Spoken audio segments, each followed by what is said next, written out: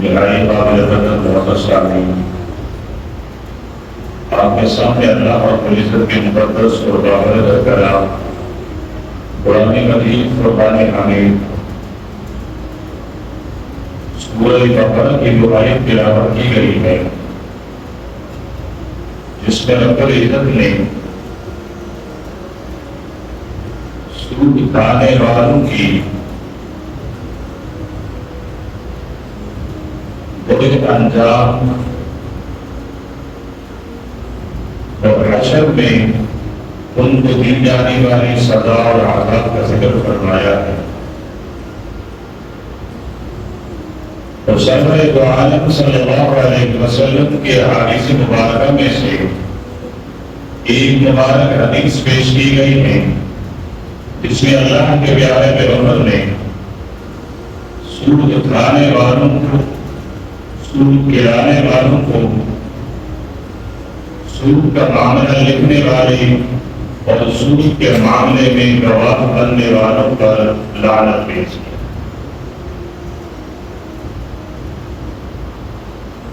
آج کا یہ جمعہ اور جمعے کا دن ہمارے اس ملک میں جتنے بھی مذہبی بردار ہیں ان کی طرف سے یوم تشکر کے نام پر منایا جا رہا ہے، اور آج کا یہ دن اس لیے شکرانے کے طور پر منایا جا رہا ہے کہ اس گزشتہ ہفتے ہی میں ہماری پارلیمنٹ نے جو ترغیبی آئینی ترغیب منظور کی ہے، ان میں سے ایک سود کی ممانعت کے ساتھ ساتھ آئندہ 4 سالوں میں ملک کو سود کے لعنت سے پاک کرنا بھی ہے۔ اللہ کرے کہ ان کو یہ توفیق بھی ملے، اور 4-5 سال کا عرصہ گزرنے کے بعد ہم یا ہماری نسلیں 76 سال کے بعد یا 80 سال کے بعد اس ملک کو سود کے لعنت سے پاک مملکت کو دیکھ سکیں۔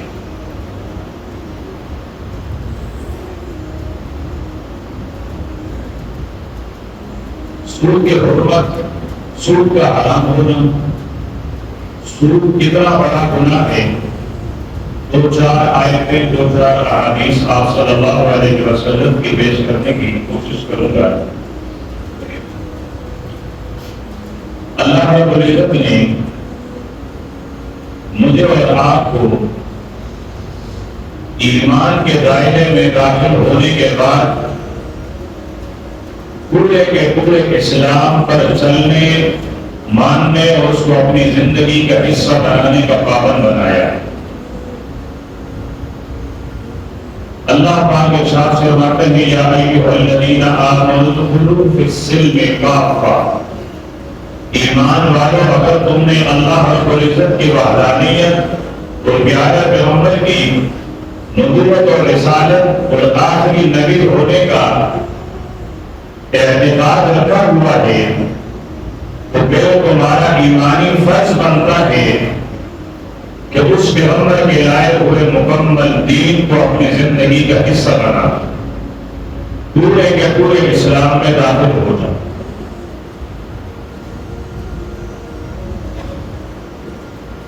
وہ اسلام بنیادی طور پر 2 چیزوں سے ثابت ہے۔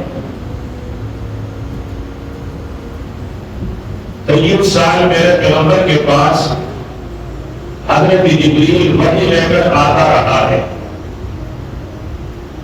اس 23 سالہ وحی نے جس چیز کو ثابت کیا وہ ثابت ہے، جس کو منع کیا وہ منع ہے، جس کو قابل اجر بتایا وہ قابل اجر ہے، جس کو قابل سزا بتایا وہ قابل سزا ہے۔ جس چیز کو حلال بتایا وہ حلال ہے، جس کو حرام بتایا وہ حرام ہے۔ اور یہ اتنا پکا اور مضبوط حکم ہے کہ پیارے پیغمبر کو بھی اس میں ترمیم، تغیر، تبدل ایک ذرہ برابر آگے پیچھے کمی اور زیادتی کا اختیار نہیں دیا گیا۔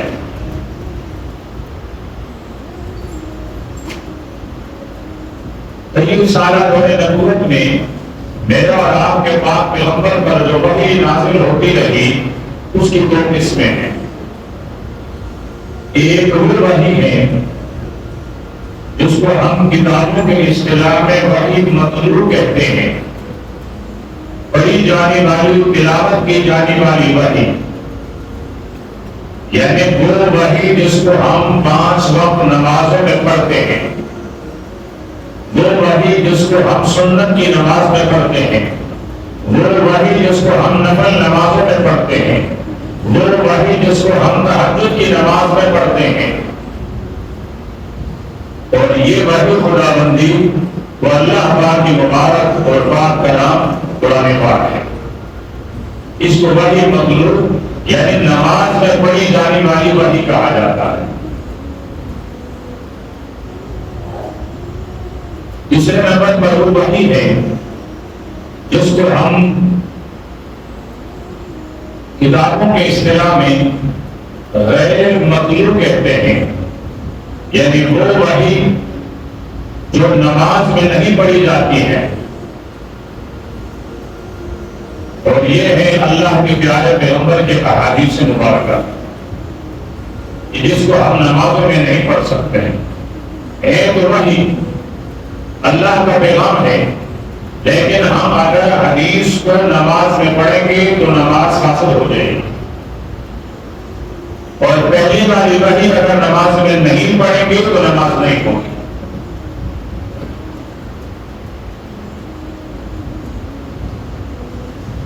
جس کو ہم نماز میں پڑھتے ہیں قرآن پاک،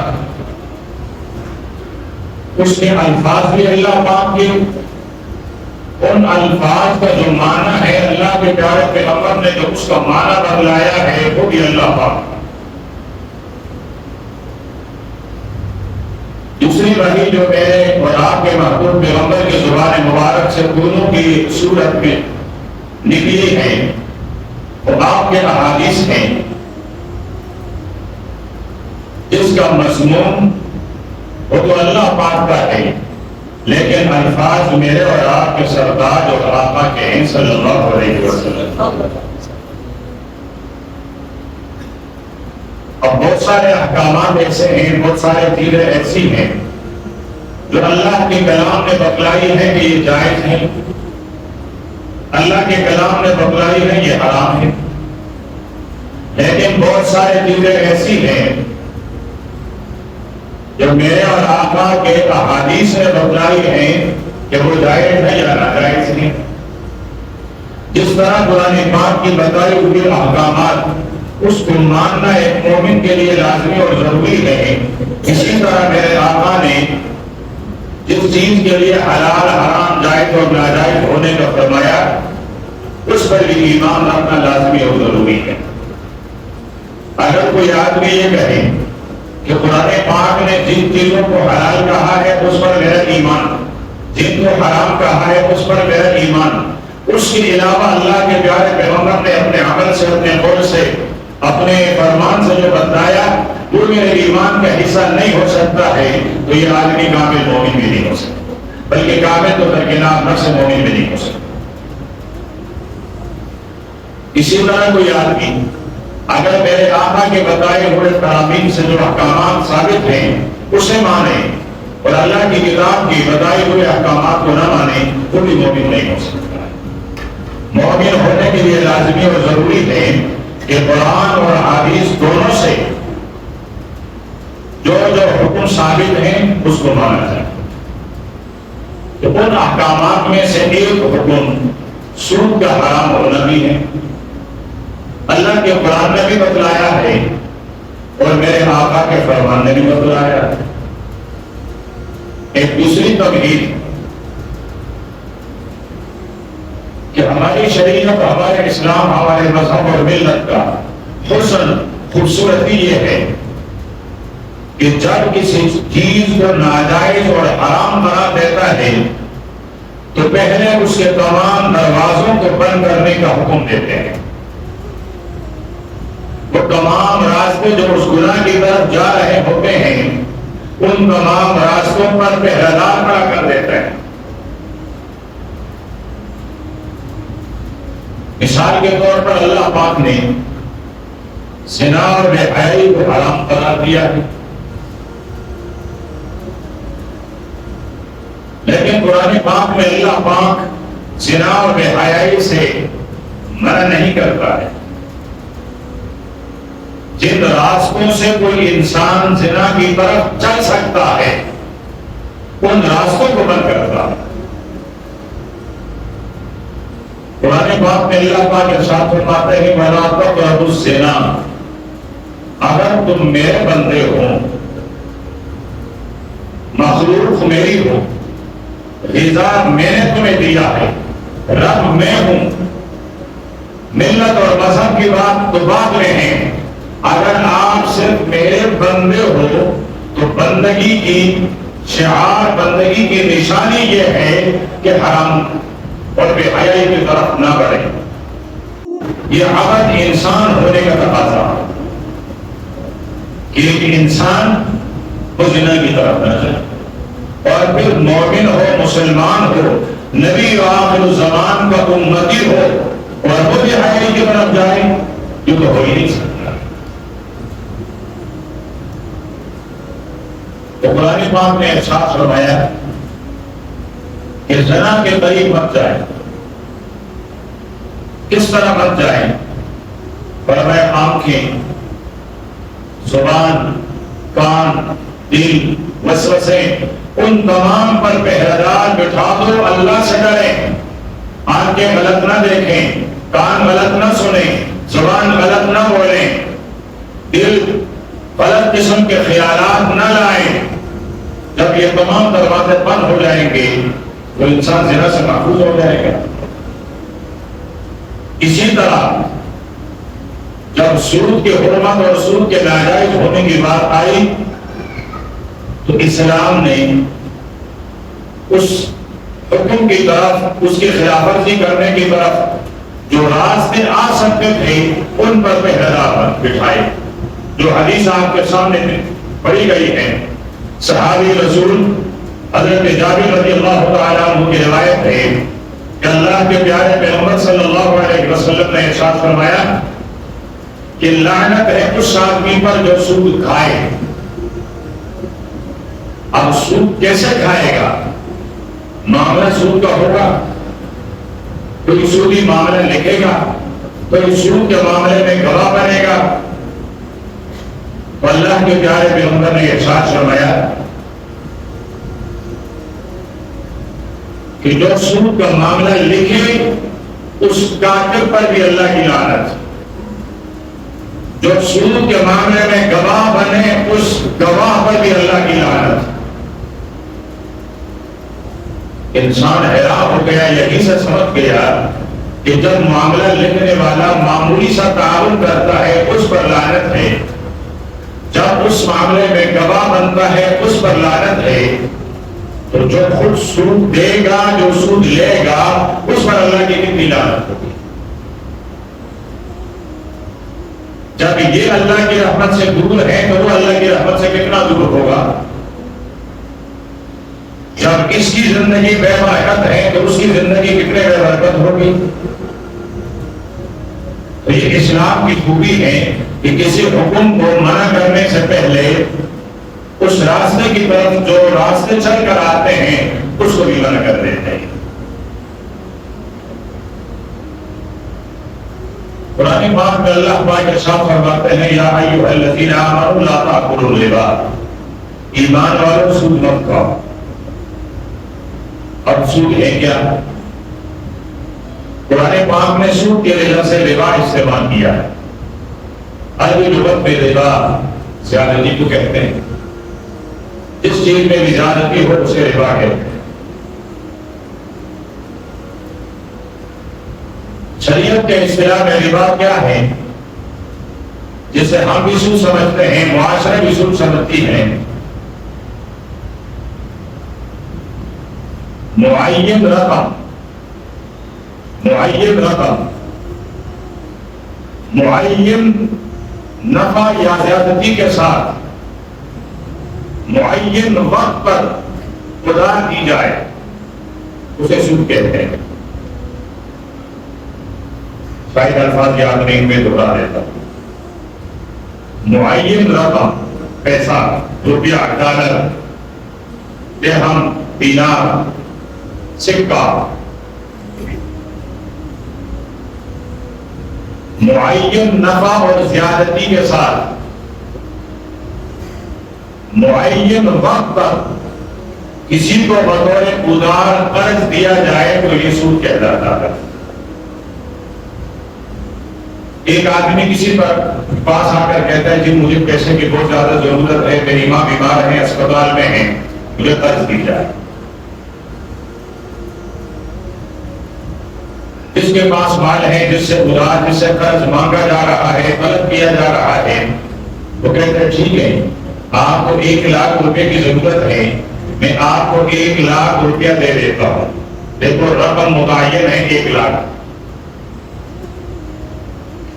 لیکن اس 1,00,000 پر جب آپ مجھے واپس کرو گے تو کتنا بڑھا کر دو گے؟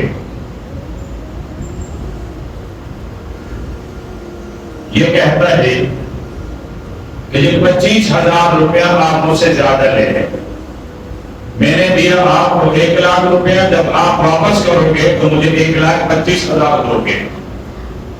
نفع اور زیادتی بھی متعین ہو گئی. وہ کہتا ہے اچھا یہ 1,25,000 آپ کب تک دو گے؟ وہ کہتے ہیں سال میں. اس نے کہا نہیں سال تو بہت زیادہ ہے, 6 مہینے میں. آج ہی کہنے کوشش کروں گا. 6 ماہ کے اندر وقت بھی متعین ہو گیا. 1,25,000 روپے آپ نے مجھے واپس کرنا ہے اور میں آپ کو دوں گا 1,00,000 روپیہ. جو رقم دی جا رہی ہے وہ بھی متعین, جو نفع ہے زیادتی ہے وہ بھی متعین, جس وقت میں واپس اٹھایا جانا ہے وہ بھی متعین. اب یہ جو 25,000 روپیہ اضافی دیا جا رہا ہے یہ ہے سود.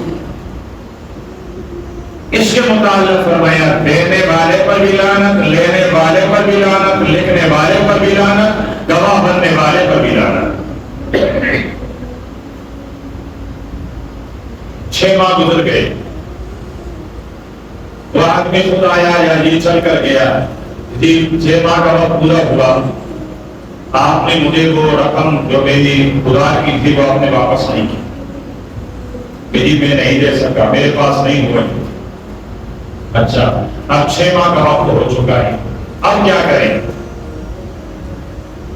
اب یہ کہتا ہے کہ اب ہر مہینے 2-3 ہزار آپ مجھے اضافی دیتے رہیں گے. اور 25,000 تو اپنی جگہ, اس کے لیے وقت مقرر تھا 6 مہینے کا. 6 مہینے میں تو آپ نے دیا نہیں. ابھی آپ 7 مہینوں میں دیں تو 3,000 مزید دے دیں, آپ مجھے 2,28,000 دے دیں. 8 مہینے کے بعد دے دیں تو 2,31,000 دے دیں, 1,31,000 دے دیں. اسی طرح جتنے مہینے بڑھیں گے ہر مہینے کا 3,000 بڑھتا رہے گا. اس طرح کا مجھے آپ یہ ادھار یہ قرض دے دیں. یہ 2 طریقوں کا سود میرے آقا کے دور میں رائج تھا کہ معین وقت پر لٹایا تو جو پہلے طے ہوا ہے وہ, معین وقت پر نہیں لٹایا تو اس کے لیے مزید اضافہ اور زیادتی دے کی جاتی تھی اور وہ لے لی جاتی تھی. تو قرآن پاک نے ارشاد فرمایا کہ ایمان والو لا تأکلوا الربا اضعافا مضاعفا, تو چند بھی مت لو, 4 ٹن بڑھا کر بھی نہ لو. جتنا دیا ہے اتنا ڈبل, ادا نہیں کر سکے گا تو 4 گنا زیادہ, دونوں حرام ہے, دونوں حرام. کہیں قرآن پاک نے ارشاد فرمایا یا ایھا الذین آمنوا اتقوا اللہ, ایمان والوں اگر ایمان ہے تو اللہ سے ڈرو. وَذَرُوا مَا بَقِیَ مِنَ الرِّبَا, جو ہوا سو ہوا, اب جو سود ہے چھوڑ دو. اور اب اللہ پاک نے دھمکی دی ہے، چیلنج کیا ہے، اللہ پاک دھمکی دے رہا ہے، اللہ پاک چیلنج کر رہا ہے، فَإِن لَّمْ تَفْعَلُوا فَأْذَنُوا بِحَرْبٍ مِّنَ اللَّهِ وَرَسُولِهِ، اگر اب بھی سود نہیں چھوڑو گے، اب بھی سودی معاملے سے توبہ نہیں کرو گے، فرمایا پھر تو تیار ہو جاؤ، یا مجھ سے جنگ لڑو یا میرے حبیب سے جنگ لڑو۔ اندازہ کیجیے اللہ پاک کا جلال اور غضب اور غصہ کس انتہا کو پہنچا ہوا ہے۔ حالانکہ اس رب نے دیا کہ اگر جو اس کو حرام نہ سمجھے اور اس کو چھوڑ نہ سکے تو مجھ سے لڑے۔ سور خنزیر اس کو بھی حرام قرار دے دیا ہے، لیکن اس کے حرمت کے بعد فرمایا کہ جو اسے کھائے تو وہ میرے خلاف جنگ کے لیے تیار ہو جائیں۔ یہ الفاظ ارشاد نہیں ہوگا، یہ الفاظ صرف اور صرف اللہ پاک نے سود کے معاملے میں ارشاد فرمائے ہیں کہ اگر تم سودی معاملہ کرو گے اور اس سے باز نہیں آؤ گے تو فَأْذَنُوا بِحَرْبٍ مِّنَ اللَّهِ وَرَسُولِهِ، فرمایا کہ اللہ اور اللہ کے رسول کے مقابلے میں جنگ کے لیے تیار ہو جاؤ۔ تو کیا ہم نے اللہ کے خلاف یا اللہ کے رسول کے خلاف جنگ لڑنے کی سبب ہے کسی کی طاقت؟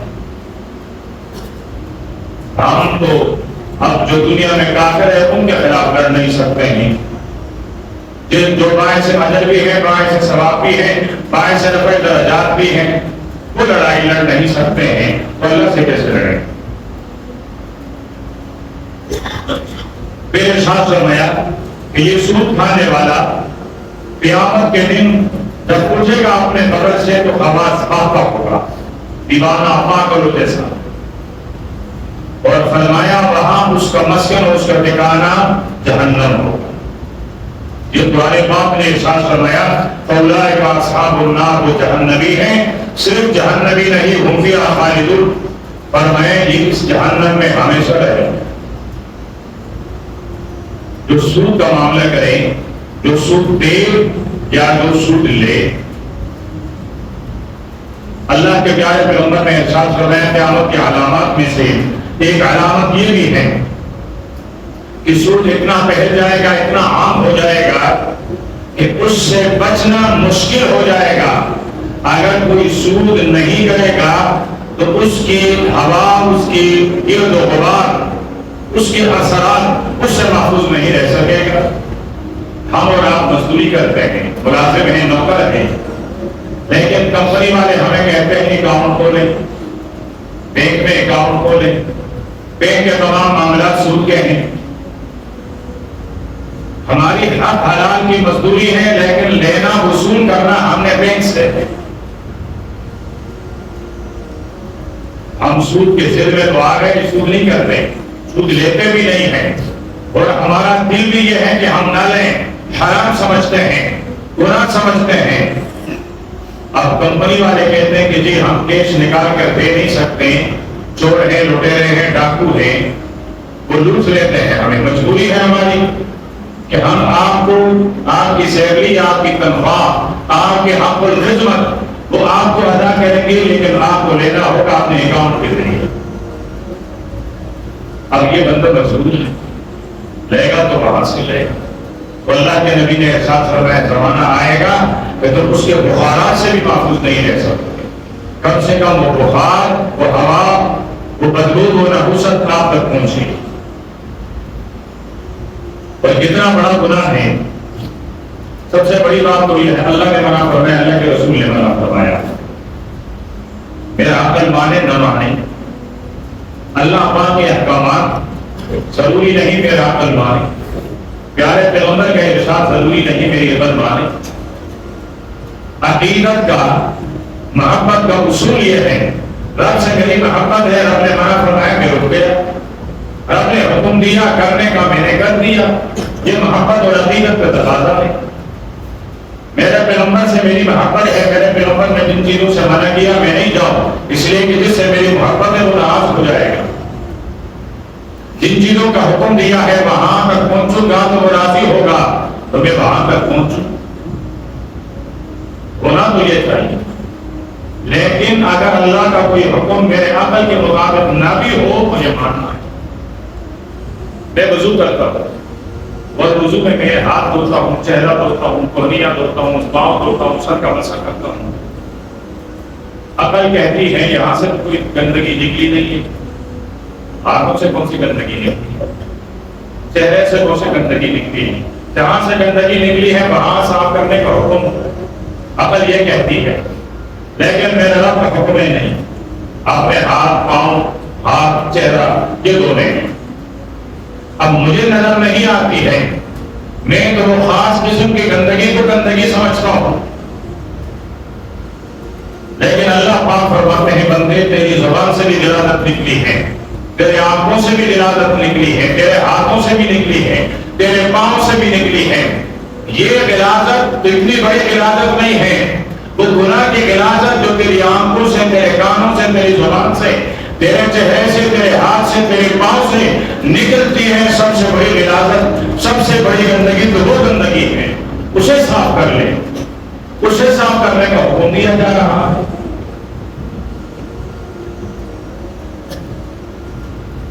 تو پہلی بات تو یہ ہے اللہ نے منع کیا، اللہ کے رسول نے منع کیا، ہمیں رکنا چاہیے۔ لیکن صحابی رسول حضرت عبداللہ بن مسعود رضی اللہ تعالی عنہ، صحابہ کرام میں سب سے بڑے فقیہ صحابی حضرت عبداللہ بن مسعود، میری اور آپ کی امام ابو حنیفہ رحمۃ اللہ علیہ کی فقہ کی بنیاد اساس حضرت عبداللہ بن مسعود رضی اللہ تعالی عنہ کی فقہ، وہ فقیہ صحابی، وہ فرماتے ہیں اللہ کے پیارے پیغمبر نے ارشاد فرمایا الربا 73 بابا، فرمایا ربا اور سود کے 73 سے زائد دروازے ہیں، 73 سے زیادہ راستے ہیں، 73 سے زیادہ جز ہیں، 73 سے زیادہ حصے ہیں۔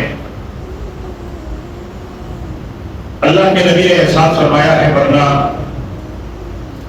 میں جسارت نہیں کر سکتا ہوں اگلا جملہ بیان کرنے کا، فرمایا اس کا سب سے آسان، سب سے کمتر، سب سے نچلا درجہ، وہ 73 درجوں میں، وہ 70 درجوں میں، وہ 72 درجوں میں جو سب سے کم ترین ہیں، سب سے کم ترین، اللہ اکبر، مثل ایت کے ہر رجل امہ،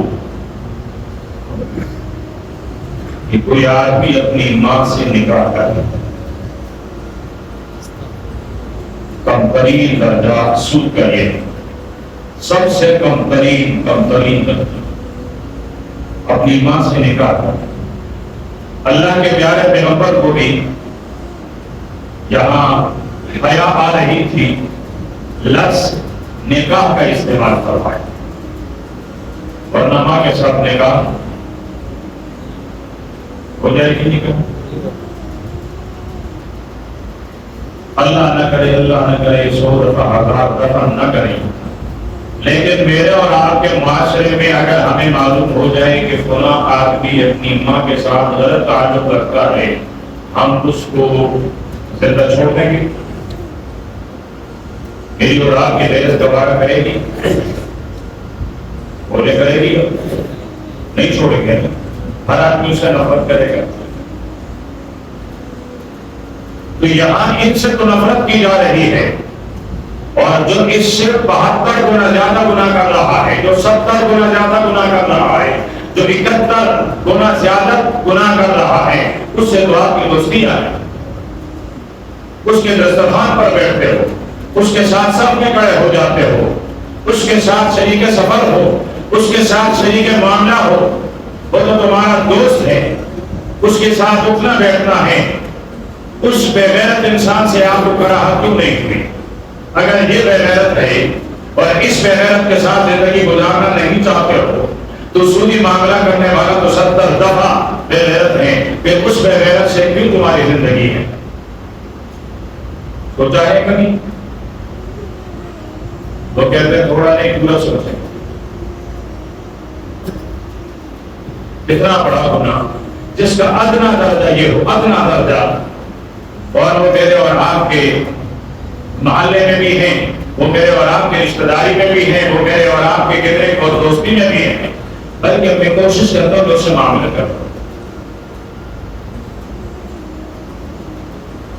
تو اللہ اور اللہ کے رسول نے سود سے منع فرمایا۔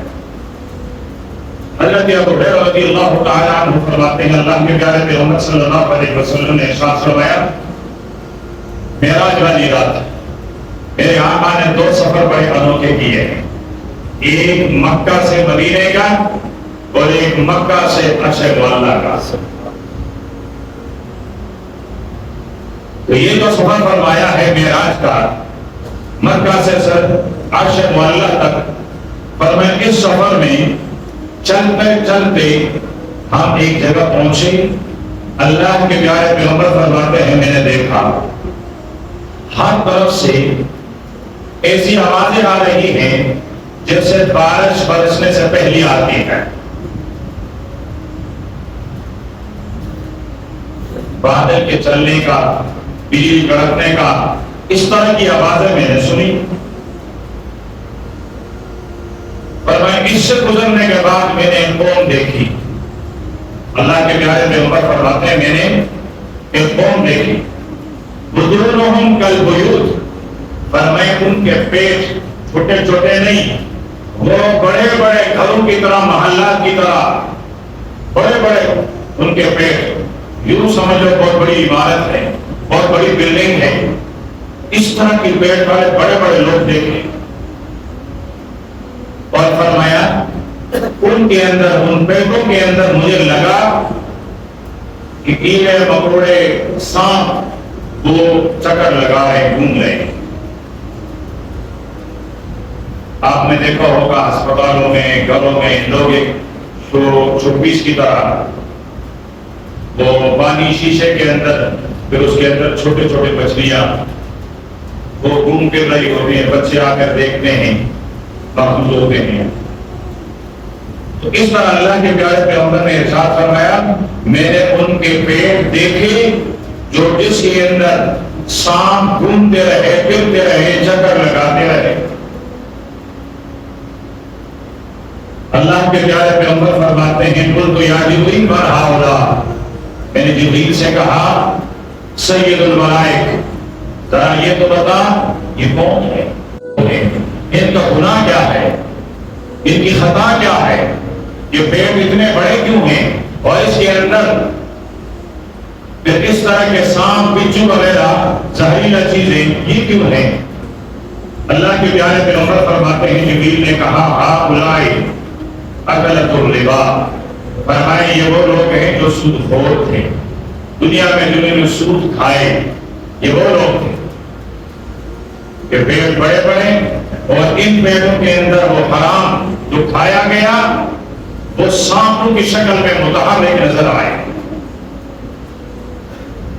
اسی سفر میں یا اللہ کے پیارے پیغمبر نے خواب میں دیکھا ایک آدمی ہے اور نہر میں سے نہر پار کرنے کی کوشش کرتا ہے، اور نہر بھی عام پانی کا نہیں، خون کا ہے، پیپ کا ہے، گندگی کا ہے۔ یہ اس نہر کے بالکل کنارے کے قریب آتا ہے تو یہاں سے ایک آدمی پتھر مارتا ہے اور وہ اس کے منہ پر لگتا ہے اور وہ بالکل دوبارہ پھر کنارے پہ چلا جاتا ہے۔ وہاں سے پھر وہ سفر کرتا کرتا یہاں آتا ہے تو پھر مارا جاتا ہے، پھر وہاں تک پہنچتا ہے۔ یہی الفاظ پھر دہرائے اللہ کے پیارے پیغمبر نے من ہؤلاء یا جبریل، جبریل یہ کون ہے، کیسے لوگ ہیں یہ، اور یہ جو خون ہے، پیپ ہے، گندگی ہے، اور یہ آدمی اس میں تیر رہا ہے، یہ کیا ہے؟ فرمایا اللہ کے حبیب یہ سودی معاملہ کرنے والا ہے، سودی معاملہ کرنے والا ہے، اور یہ جس میں تیر رہا ہے دنیا میں اس نے سمجھا یہ مال ہے، تجارت ہے، نفع ہے، پیسہ ہے، لیکن یہ حقیقت میں گندگی کے نہر تھی، وہاں نظر نہیں آ رہی تھی، یہاں نظر آ گیا۔ دنیا میں بھی جو یہ کھا رہا تھا گندگی ہی کھا رہا تھا، لیکن اس کو نظر نہیں آیا، اب نظر آ گیا کہ وہ حقیقت میں وہ کچھ نہیں تھا، یہ قرآن پاک میں اللہ پاک ایک جگہ ارشاد فرماتے ہیں کہ زکات دو تو زکات سے مال بڑھتا ہے، سود سے بچو اس سے مال گھٹتا ہے۔ لوگ کہتے ہیں جی کیسے؟ میرے پاس 1000 روپیہ ہے، میں نے اگر 100 روپیہ اس میں سے زکات دے دیا تو 900 روپے رہ گئے، بڑا کیسے؟ یہ تو گھٹ گیا۔ سود میرے پاس 1000 روپیہ تھا، میں نے سود پر دیا تو 1500 ہو گیا، گھٹا کیسے؟ یہ تو بڑھ گیا۔ مثال یہ ہے، ایک آدمی کو کسی زہریلی چیز نے کاٹا، بدن پھول گیا، یا پھر بازاری کھانے کھائے اور اسے بدن جو ہے وہ پھول گیا، موٹاپا ہو گیا۔ اب کوئی بھی یہ نہیں کہتا کہ یہ آدمی طاقتور ہو گیا ہے، ہر آدمی کہتا ہے بیمار ہو گیا، حالانکہ بظاہر نظر آ رہا ہے جب جسم پھول گیا تو طاقتور ہو گیا نا، نظر تو آ رہا ہے کہ طاقتور ہو گیا ہے، لیکن وہ خود بھی کہتا ہے مجھے بیماری لگ گئی ہے، دنیا بھی سمجھتی ہے اس کو بیماری لگ گئی ہے۔ اس کے مقابلے میں ایک آدمی کے پاس 10 کلو کا گندم ہے، یہ 10 کلو کا گندم لے کر کھیتی میں چلا گیا، اس نے بیج اور تخم کے طور پر ان کو بویا، 10 کلو تو ختم ہو گیا۔ لگ تو یہ رہا ہے کہ جب 10 کلو کا گندم ان کے پاس تھا اور اس نے بیج کے طور پر بویا تو کم ہو گیا، ختم ہو گیا نا، حالانکہ ساری دنیا کہتی ہے یہ 10 کلو ختم نہیں، یہ اب 10 من کی شکل میں آئے گا۔ اب یہ 10 کلو زمین میں گیا ہے، زمین واپس اس کو دے گی تو 10 من واپس دے گی۔ جہاں ایک دانہ ہے وہاں کسی نے گنا نہیں، 100 1000 اتنے خوشے میں دانے پڑ جاتے ہیں۔ تو فرمایا یہاں بھی جس کا جسم پھول گیا ہے، جسم تو بڑا ہے لیکن حقیقت میں بڑا نہیں، یہی سود کا مال ہے، نظر آتا ہے کہ بڑا ہے لیکن حقیقت میں بڑا نہیں ہے۔ اسی طرح کاشت کیا ہوا گندم، جو بھی چاول، جو بھی چیز ہے، بظاہر نظر آتا ہے کہ کم ہو گیا لیکن گھٹا نہیں، بڑھ گیا ہے، یہ صدقہ ہے، یہ زکات ہے۔ جو چیز ہمیں نظر آتی ہے اس کی شکل الگ ہے، جو ہمیں نظر نہیں آتی ہے، جو اللہ اور اللہ کے رسول قرآن اور سنت اور حدیث نے بتایا، اس کی شکل، اس کی صورت اور ہے۔ تو اللہ نے بھی بتایا، اللہ کے حبیب نے بھی بتایا، عقل بھی تقاضا کرتا ہے کہ سود سے ہمارے دنیا کے بہت سارے نقصانات ہوتے ہیں، زندگی بے برکت ہو جاتی ہے، اولاد نافرمان ہو جاتی ہے، زندگی وہ مشکل ہو جاتی ہے، اور سب سے بڑا نقصان یہ ہے کہ غریب آدمی کو کہیں ادھار اور قرض نہیں ملتا۔ ہر آدمی کہتا ہے کہ جن قرض آپ کو دوں گا واپس میں کیا، سال آپ کے پاس پیسہ رہے گا، سال کے بعد اتنا ہی ہوگا، تمہیں قرض نہیں ہے۔ تو قرض حسنہ کا رواج جس پر اسلام نے سب سے زیادہ اجر کا وعدہ فرمایا ہے وہ قرض حسنہ روپے ہے۔ کوئی کسی کو قرض حسن نہیں دے رہا ہے کہ جب تمہارے پاس ہو گیا پھر مجھے ادا کر لینا، پھر دے دینا، اس طرح کا کوئی قرض دینے کو تیار نہیں۔ کسی آدمی سے آپ کہیں مجھے 10,000 روپے اجار دے دیں، چلے نہیں ہے۔ آپ ان کو کہیں جی میں پروفٹ کے ساتھ واپس کروں گا، کہتے ہیں ہاں ٹھیک ہے، 10 نہیں آپ 20 لے لیں۔ ابھی تک تو 10 بھی نہیں تھے، آپ 20 کیسے ہو گئے؟ تو اللہ کرے کہ جس طرح یہ ترغیب ہوئی ہے، جس طرح قانون پاس ہوا ہے، اس قانون پر عمل بھی ہو، جو بظاہر ہوتا ہوا نظر آتا نہیں ہے۔ 50 سال پہلے میری اور آپ کے آئین میں ایک ترغیب ہوئی تھی اور قادیانیوں کو مردود مرتد قرار دیا گیا تھا، لیکن 50 سال ہونے کے باوجود بھی ہم اس آئینی ترغیب پر ابھی تک عمل نہ کرا سکیں۔ اب بھی قادیانی کہتے ہیں ہم تمہاری طرح مومن ہیں، مسلمان ہیں، تمہاری وہ جو عبادت کی جگہ ہے وہ تمہاری مسجد کی طرح ہوگی، وہ بھی کہتے ہیں ہماری کتاب تمہاری نعوذ باللہ قرآن کی طرح ہوگی۔ وہ سب کچھ ہماری طرح کرنے کی اب بھی کوشش کرتا ہے، بلکہ سربراہان مملکت، بڑے بڑے منصب اور عہدوں پر فائز لوگ، ان کا تعلق میرے آقا کے ختم نبوت کی دیوانوں کے ساتھ نہیں، غداروں کے ساتھ ہوگا۔ سال ہو گئے، ابھی ہم نے گولڈن جوبلی بنوائی ہے، اس کی بنائی ہے، ختم نبوت کے اس ترکیب کا. تو اللہ کرے جنہوں نے منظور کروایا ہے کچھ ان کی داری بھی کریں. جس طرح اس آئینی ترمیم کی 50 سال جو بیداری کی گئی، نقل لگایا گیا، ڈاکہ ڈالا گیا، کوشش کی گئی اس کے توڑنے کی، لیکن الحمدللہ اللہ پاک تمام علماء کرام، مذہبی لوگ، عوام سلامت رکھیں. انہوں نے مقابلہ کیا. ابھی تک وہ قانون وہ ترمیم اپنی جگہ ہے. تو یہ ترمیم تھی. اور خوشی کی بات یہ ہے کہ پہلی دفعہ جتنے سیکولر تنظیمیں ہیں، خواہ وہ پارٹی ہیں، خواہ وہ مسلم لیگ ہیں، خواہ وہ پی ٹی آئی ہیں، خواہ وہ اے پی ہیں، جتنے بھی ہیں، یہ پہلی دفعہ کسی دین کے معاملے میں انہوں نے مولویوں کا ساتھ دیا. 76 سالہ پاکستانی تاریخ میں یا تو یہ ختم نبوت کے اس ترمیم میں ساتھ تھی یا اس ترمیم میں ساتھ ہے. جتنے بھی لوگ ہیں سب کے سب نے کہا کہ ہمیں منظور. کسی نے مجبوری میں کہا، کسی نے مفاد کے لیے کہا، کسی نے دین کے محبت کے لیے، غرض جو بھی تھا، لیکن وہ ساتھ رہے. اللہ کرے جس طرح اس ترمیم کو پاس کرنے میں انہوں نے اپنی تنظیم، اپنی پارٹی، ان کے ورکر سب کو نہیں بلکہ دین کو مقدم رکھا. اللہ پاک چوکیداری میں بھی ان کو یہی توفیق عطا فرمائے.